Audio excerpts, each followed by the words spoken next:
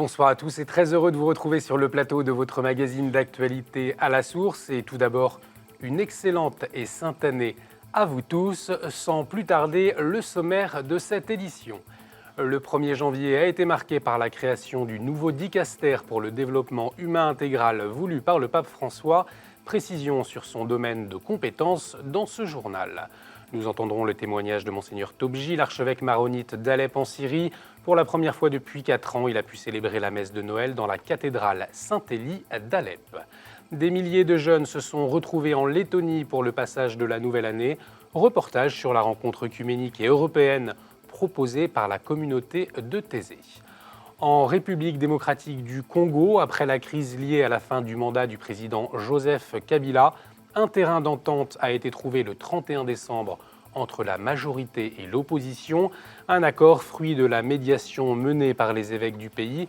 Pour mieux comprendre les enjeux et le rôle joué par l'Église, nous accueillons aujourd'hui Maître Amuli Reti, avocat en droit international. Il a suivi de près les négociations. Il a été aussi l'initiateur en 2013 de l'appel pour la création d'un tribunal pénal international face aux violences faites aux femmes en République démocratique du Congo. Et on commence avec le nouveau dicaster pour le développement humain intégral créé le 1er janvier. C'est une nouvelle étape de la réforme de la curie romaine voulue par le pape François. Ce nouveau dicaster veut exprimer, je cite, « la sollicitude du souverain pontife envers l'humanité souffrante ». Précision avec notre journaliste Rémi Pem. Voulu par le pape François dans son motu proprio du 17 août 2016 et expérimenté depuis, le nouveau dicaster pour le développement humain intégral est entré officiellement en fonction depuis le 1er janvier. Il rassemble les compétences de 4 conseils pontificaux déjà existants, la pastorale des migrants, qui s'occupe des personnes privées de toute assistance comme les migrants, les exilés, les personnes déplacées et les réfugiés, la pastorale de la santé, qui regroupe les travaux de formation, d'études et d'action menés par les organisations catholiques dans le domaine de la santé. Le Conseil pontifical Justice et Paix, qui veille partout dans le monde à la justice et à la paix, selon l'Évangile et la doctrine sociale de l'Église. Et enfin, le Conseil pontifical Cor Unum, pour la promotion humaine et chrétienne. Son objectif, intervenir lors de catastrophes humanitaires et favoriser la charité des fidèles et des organisations religieuses. Ce nouveau dicaster sera présidé par le cardinal ghanéen Peter Turkson. Il aura pour mission de traiter des questions concernant la justice, la paix, le progrès des peuples, la défense de la dignité, des droits humains, touchant en particulier au travail, dont celui des mineurs. Il se penchera sur les questions liées à l'esclavage, aux migrations, à l'armement, aux formes de torture, à la peine de mort et au changement climatique. Fait inédit, le pape François dirigera personnellement une section spécifique consacrée aux phénomènes migratoires. Le Saint-Père rappelle la tolérance zéro pour les cas de pédophilie dans l'Église. Hier, le Saint-Siège a publié une lettre du pape François envoyée aux évêques le 28 décembre, jour des Saints Innocents. Le Saint-Père demande aux évêques de s'unir à la souffrance des victimes et, je cite, de pleurer le péché de tout ce qui est arrivé, le péché d'avoir omis de porter assistance, le péché de taire et de nier et le péché d'abus de pouvoir. Le pape, qui lors de son premier angélus de l'année dimanche a exprimé sa proximité et sa prière pour le peuple turc après l'attentat de la nuit du réveillon. Un terroriste de l'État islamique a fait irruption dans une discothèque à Istanbul et a tué 39 personnes et blessé 65. Le Saint-Père a demandé au Seigneur de soutenir tous les hommes de bonne volonté qui remontent leurs manches pour affronter la plaie du terrorisme. En Syrie, pour la première fois depuis 4 ans, une célébration de Noël a eu lieu dans la cathédrale maronite Saint-Élie d'Alep. Depuis la défaite des rebelles, les tirs d'obus sont plus rares. L'accord de cessez-le-feu en vigueur depuis 4 jours n'annonce pas pour autant la fin de la guerre. Les rebelles ont gelé aujourd'hui les discussions pour la paix. Ils dénoncent des violations de la trêve par le régime de Bachar al-Assad. Pour autant, les visages des habitants d'Alep se détendent. C'est ce que nous a confié Monseigneur Tobji, archevêque maronite d'Alep. Nous sommes maintenant beaucoup mieux qu'auparavant. parce que nous ne souffrons plus de missiles, d'obus et des balles. On voit sur les visages des gens un peu de soulagement, de joie. Nous avons fêté Noël dans notre cathédrale. C'est la première fois après 5 ans, même si la cathédrale était détruite. C'était une scène très touchante. Moi-même, je n'ai pas pu me contenir au moment de mettre l'enfant Jésus dans la crèche. Je renouvelle l'appel de continuer à prier parce que la prière, je pense que c'est votre prière, la prière de tout le monde qui a joué un rôle très positif. Donc, continuons tous à prier. En 2016, 28 catholiques ont été tués dans le monde au nom de leur foi, comme l'a rapporté l'agence Fides. Le continent américain est le plus touché avec 12 décès. Arrivent ensuite l'Afrique et l'Asie. Parmi eux, 14 prêtres, 9 religieuses et un séminariste et 4 laïcs. En France, on se souvient tristement de la mort violente du père Jacques Hamel. En République démocratique du Congo, sœur Clara Agano Karambou a été assassinée le 29 novembre dans la paroisse Mater Dei de Bukavu.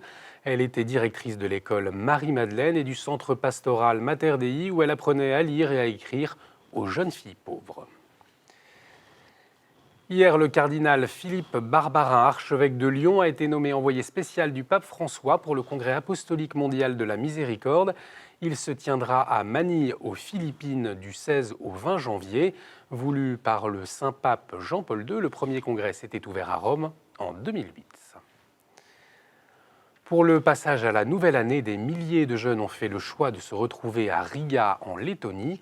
Depuis 39 ans, à la même époque, la communauté de Thésée organise une rencontre œcuménique et européenne de 5 jours. À l'origine, le frère Roger, fondateur de la communauté, pour proposer aux jeunes un pèlerinage de confiance sur la terre. Notre journaliste Gabriel Massé était dans la capitale lettonne. Catholiques, orthodoxes, luthériens, baptistes ou adventistes, près de 15 000 jeunes chrétiens étaient réunis ces derniers jours à Riga pour vivre des moments forts de partage et de prière commune.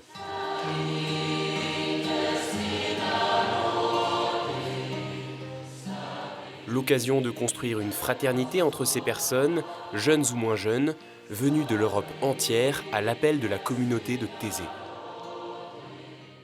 Oui, les rencontres européennes sont une formidable occasion pour les jeunes de montrer qu'ils veulent une Europe qui est solidaire aussi avec des pays plus pauvres, sur les autres continents aussi.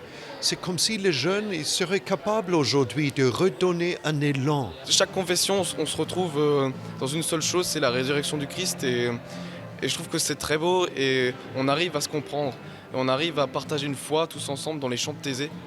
Vraiment très forte. Il y a comme un élan, une puissance dans les célébrations.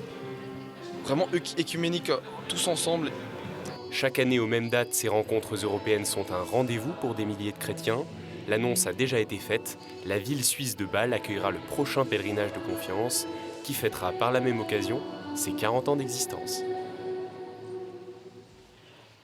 En Belgique, à Bruxelles, des milliers de personnes ont participé à une marche pour la paix dimanche dernier. Depuis 50 ans, les catholiques du monde entier sont invités à se rassembler le premier jour de l'année, une volonté du pape Paul VI. Depuis, la communauté Sant'Egidio organise des marches pour la paix dans le monde entier. En Belgique, un cortège est parti de la ville de Molenbeek pour rejoindre Bruxelles autour d'un thème « Investir dans l'éducation, c'est investir pour la paix ». 2 groupes de jeunes scouts musulmans se sont unis à l'événement. Merci à Sant'Egidio pour la photo. Le père Julien Berbette, retrouvé sain et sauf par sa famille en Normandie, a indiqué aujourd'hui dans un communiqué le diocèse de Strasbourg. Le prêtre de 34 ans avait disparu depuis le 14 décembre. Très inquiet, sa famille et quelques amis avaient lancé un avis de recherche sur les réseaux sociaux, un appel relayé par de nombreux médias. Le père Berbette a accepté de rentrer en Alsace pour y être soigné et accompagné. En France, l'entrée en vigueur de la nouvelle réforme, le divorce sans juge, inquiète. Elle est applicable depuis le 1er janvier. Elle a été menée dans le cadre du projet de loi Justice du XXIe siècle, porté par le garde des Sceaux Jean-Jacques Urvoas. Mais cette disposition pose question à des juristes, comme ceux de l'Institut Famille et République. Pour eux, la protection de l'enfant est supprimée, comme l'explique l'une de ses membres, Clotilde Brunetti. Le juge avait surtout pour rôle de protéger l'enfant dans ce type de procédure de divorce, car le divorce par consentement mutuel n'est pas un divorce dans lequel il n'y a pas de conflit. Ça, c'est un mythe.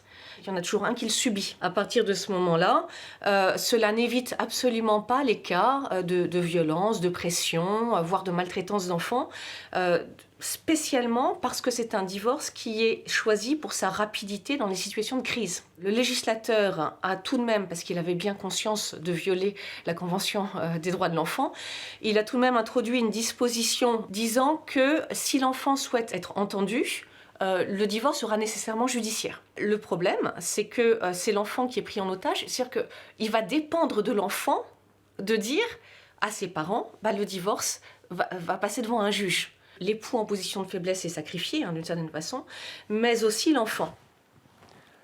La période de Noël, c'est souvent le moment où grands-parents et petits-enfants se retrouvent, mais pas toujours facile de garder le contact tout au long de l'année entre les différentes générations. C'est en partant de ce constat que de jeunes entrepreneurs se sont emparés des nouvelles technologies pour permettre d'entretenir un lien intergénérationnel. Reportage de notre journaliste Gabriel Massé. Si la technologie peut parfois être un barrage entre les générations, elle peut aussi les rapprocher. C'est notamment le cas de Pick in Touch. Le concept est simple, les enfants et les petits-enfants envoient des photos par email au site et dès le lundi d'après, les grands-parents les reçoivent par la poste. Donc l'aventure Pick in Touch, elle a commencé le jour où ma grand-mère m'a dit pendant un baptême que depuis que les photos étaient numériques, elle les voyait plus du tout. Elle n'en voyait plus une seule. Et donc on a à ce moment-là créé un service qui permet d'envoyer des photos à ses grands-parents. Nous, on envoie des emails et eux, ils reçoivent du papier. Un lien entre les générations qui devient un vrai besoin, une nécessité même. Une autre start-up très récente, les Talents d'Alphonse, propose quant à elle de renverser la balance. Pour s'épanouir à la retraite, les seniors pourront devenir des Alphonses ou des Alphonsines et partager leur savoir-faire aux plus jeunes générations. Donc des jeunes retraités en couture, en tricot, en bricolage, musique, cuisine, etc. qui transmettent et qui on a reçu aussi plus de 1200 demandes de toute la France de personnes qui veulent apprendre. Donc nous on les appelle les curieux et les curieuses. Et donc on se rend compte par la suite, les Alphonses nous disent avec mon curieux ou ma curieuse, on continue à s'envoyer des messages. On a une Alphonsine en couture qui a été invitée à l'île Maurice, en vacances chez une curieuse à qui elle a donné des cours de couture. Beaucoup s'envoient des photos de bébés, des photos de la famille. Donc il y a vraiment des liens qui continuent. Des idées qui deviennent des projets, il y en a beaucoup. Et derrière tous, un même objectif, se retrouver et partager des moments, même après Noël. Voilà les informations que nous avons retenues pour vous aujourd'hui, jour de la Sainte-Geneviève. Je vous rappelle que Sainte-Geneviève est la patronne des gendarmes de la ville de Paris et aussi du diocèse de Nanterre. Comme chaque mardi, on poursuit avec la chronique du Monde. Cette semaine, Régis Anouilh décrypte la 9e Assemblée nationale des représentants catholiques qui a eu lieu en Chine la semaine dernière.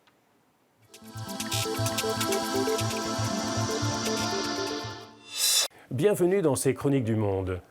365 délégués réunis durant 3 jours du 27 au 29 décembre dernier à Pékin, la capitale de la République populaire de Chine. 365 délégués, soit 59 évêques de l'Église catholique, 130 prêtres, une trentaine de religieuses et une grosse centaine de laïcs. Cela aurait pu être une expérience synodale, inédite de l'Église en Chine. Il n'en est rien. C'était la 9e Assemblée nationale des représentants catholiques. Que se cache-t-il derrière ce jargon de 9e Assemblée nationale des représentants catholiques ? Tout simplement le corps souverain que le gouvernement chinois impose à l'Église pour la diriger de l'intérieur. Le rôle de cette Assemblée était simple, il était de élire les dirigeants président et vice-président de la conférence épiscopale, le corps qui réunit les évêques officiels de Chine, ainsi que de l'Association patriotique des catholiques chinois, cette instance qui, depuis 1957, sert de courroie de transmission de la volonté du parti sur l'Église. Et cette assemblée s'est acquittée de ces tâches. Elle a effectivement élu, plus exactement réélu, les dirigeants sortants. À la tête de la conférence épiscopale, il y a donc Monseigneur Ma Yinglin, l'évêque de Kunming, qui est aussi un évêque illégitime. Il n'est pas en communion avec Rome, qui a été donc reconduit à la tête des évêques officiels. À la tête de l'association patriotique a été reconduit Monseigneur Fang, un évêque reconnu par Rome, mais connu également pour être très proche des autorités. Que conclure de toute cette assemblée ? Le Saint-Siège, le 20 décembre, soit quelques jours avant la tenue de l'Assemblée, avait fait part de ses désirs, d'une certaine manière, pour cette Assemblée. Il avait exprimé à travers un communiqué de presse que les catholiques en Chine attendaient des signaux positifs de cette Assemblée. Force est de constater, après la tenue de cette Assemblée, que ces signaux ne se sont pas matérialisés. Le gouvernement chinois a réaffirmé sa politique de mainmise sur l'Église. Merci Régis. Tout de suite, c'est notre dossier.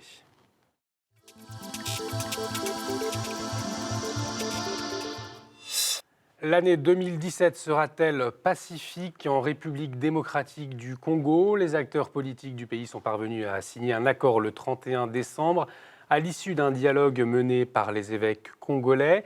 Le pays risquait de sombrer dans le chaos sans solution après la fin du mandat du président Kabila. Pour mieux comprendre l'importance de cet accord et le rôle de l'Église, nous recevons Maître Amuli Reti. Bonsoir Maître. Bonsoir. Merci d'avoir accepté notre invitation. Alors vous avez suivi de près les négociations, vous êtes également mobilisé pour la paix dans le pays. En 2013, vous avez été à l'initiative de l'appel pour la création d'un tribunal pénal international pour la République démocratique du Congo.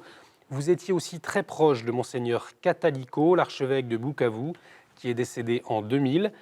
Il disait « Nous devons parler car le peuple souffre, nous devons parler aux chefs d'État, il faut parler aux dirigeants, nous devons adresser à l'Afrique un message de réconciliation et de paix. » Est-ce qu'on peut dire aujourd'hui que sa parole a été un souffle pour les évêques congolais ? J'aurais bien souhaité effectivement que sa parole soit le souffle, mais bon, je me pose la question de savoir si les évêques congolais aujourd'hui, agissant aujourd'hui, savent effectivement qu'ils sont pratiquement sur la voie tracée par deux archevêques de Bukavu. D'abord, Monseigneur Munzihirwa, qui lui professait déjà cela et qui avait une vision de paix par rapport éventuellement au conflit rwando-congolais, et puis par la suite, qui a été abattu le premier jour de l'entrée de ceux qui s'appelaient des libérateurs.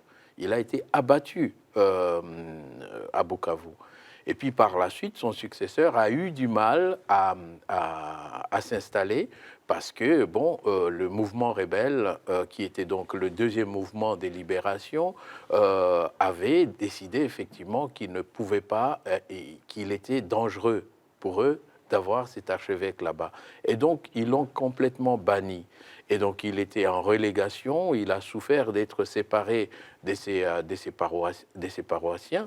Mais il est mort d'une manière, en tout cas, que l'on considère effectivement que c'était une souffrance d'avoir été maltraité ou malmené par le mouvement rebelle qu'on appelait le RCD. Et par la suite, nous avons pu voir quand même, on a observé un moment de froid chez les évêques. Ils n'étaient plus résistants, ils étaient devenus ils collaboraient facilement avec le pouvoir par pragmatisme, etc. Et puis par la suite, on s'est rendu compte que malgré tout, le clergé était persécuté. Depuis 20 ans, il y a eu beaucoup de prêtres et de femmes qui ont été tués, mais ne parlons pas de la population civile, 6 millions déjà en 20 ans, c'était quand même beaucoup. Et donc, est arrivé le moment où, à notre très grande satisfaction, ce qu'on peut appeler une surprise positive, c'est que le pape, François II, lui-même prononce une homélie qui était tout à fait spécifique adressant effectivement pratiquement les massacres qu'il y a dans la région actuellement. D'ailleurs, le jour de Noël, il y a eu encore 29 personnes qui ont été tuées. Donc même après l'homélie du pape, la situation ne s'est pas arrêtée. Et le pape a dit clairement que c'est des gens qui souffrent dans le silence honteux de la communauté internationale. Par la suite, le nonce apostolique du pape est allé sur place, dans un village. Il s'est recueilli devant la case d'une des victimes. Et ça, c'était le moment très fort qui a permis, encore une fois, de revoir le clergé congolais revenir sur la scène politique avec une certaine assurance. Alors le pape François avait rencontré le 19 décembre dernier au Vatican les principaux responsables de l'Église au Congo, aujourd'hui artisans de cette médiation. Donc d'après ce que vous nous expliquez, c'est plus le Saint-Siège en fait qui s'est impliqué dans les négociations aujourd'hui, les dernières négociations depuis le mois de décembre en République démocratique du Congo. Oui, c'est que si l'on voit l'assurance qu'avaient les évêques du Congo pendant ces négociations, bien entendu, on ne peut qu'imaginer effectivement qu'il y avait une main de grâce sur leur tête. Ils étaient sûrs d'eux, assurés, et ils avaient un ton ferme.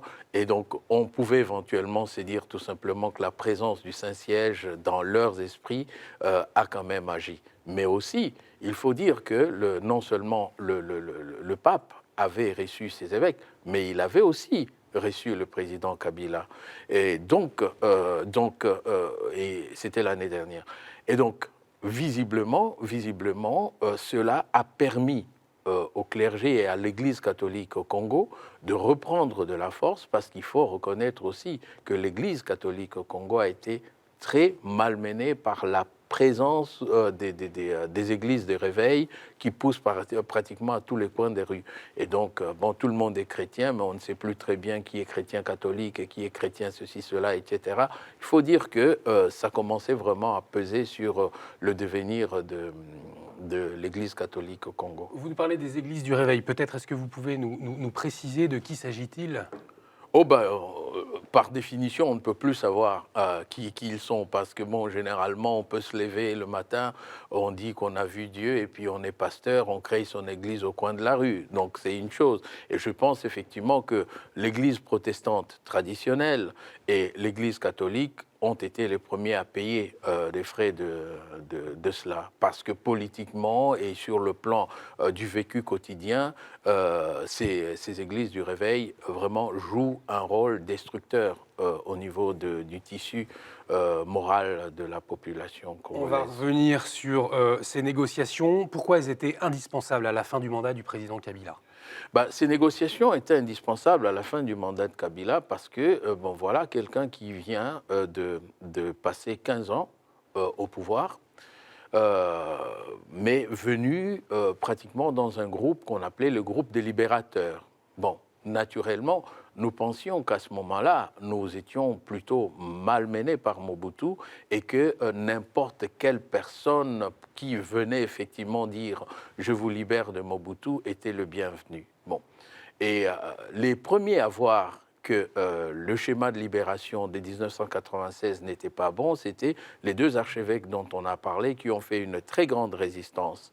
Mais à leur corps défendant, toujours est-il que la communauté internationale voulait absolument porter ce mouvement jusqu'à Kinshasa, ce qui est arrivé et arriva. Et quand donc ils prennent le pouvoir, ils gouvernent par défi. C'est que le peuple sait effectivement qu'il y a une occupation larvée. Mais la communauté internationale et tout le monde dit non. Et donc, on se retrouve éventuellement en train d'asticoter des processus de paix.